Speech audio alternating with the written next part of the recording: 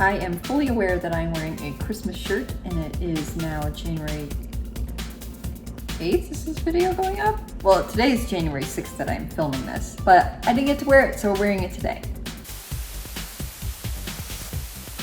I have my art hat on. You know what that means. We're making arts and crafts. Today I will be teaching you how to make custom pet portraits because maybe you need to also disassociate from reality a little bit and just focus on cute animals, specifically your friends. I'm making these all for my friends as very belated Christmas, New Year's gifts. They're taking more time than I thought they would. Making one is not that big a deal, but making a dozen?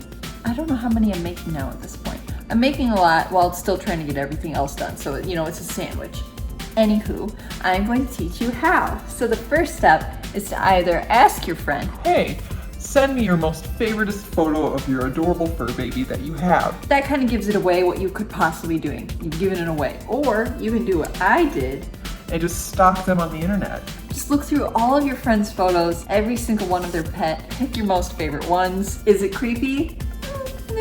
It's out of love. Every stalker ever. Step 2, now you could just get paper that's the right size, but I'm using what I have. So I had to cut down my watercolor paper. You can use regular drawing paper to 5x7. 5x7 is an easy frame size to get, and also you can mail them, which is easy and nice. So I did that, cut them all down to size, and then the nice part is it does get dark very early now, and it is easier to do the next step in the dark, tracing them. So I took the images, I put them up on my computer. I would you know how I can zoom in, zoom out, resize them, put the piece of paper itself, taped it to the screen, and traced over the drawing. Sometimes you have to mess with the settings of the photo to add contrast and up the exposure in order to make some colors and such pop, but you just do a basic tracing of it. Then after that, you erase all the lines basically. You want to make them as light as possible so they don't show up as intensely. And then you can either do this with colored pencil, marker, regular paint, whatever suits you. I have watercolor pencils. I definitely suggest with whatever medium you're choosing to use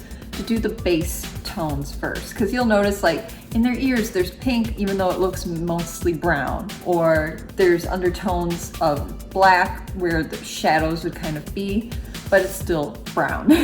So I always put in those dark and light shades underneath, and I did a wash over them, and then I waited till that dried and I added the all over color.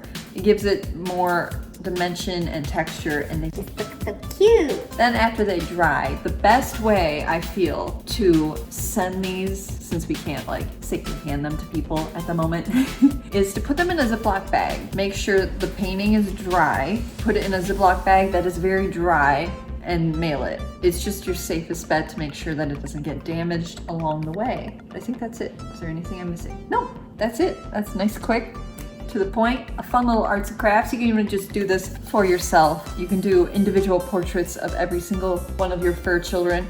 A few of my friends have multiple pets, and it is very difficult to get one solid good picture of all of them, although one did.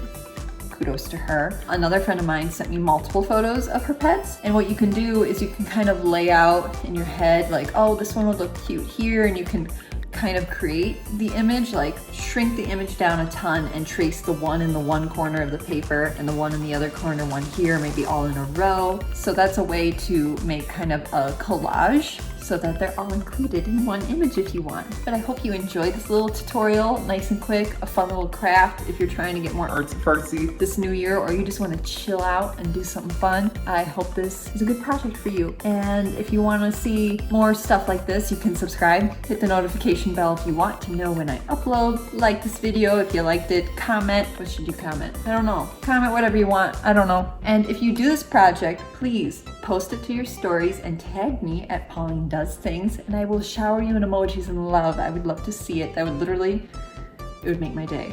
Okay, that's all. Okay, bye.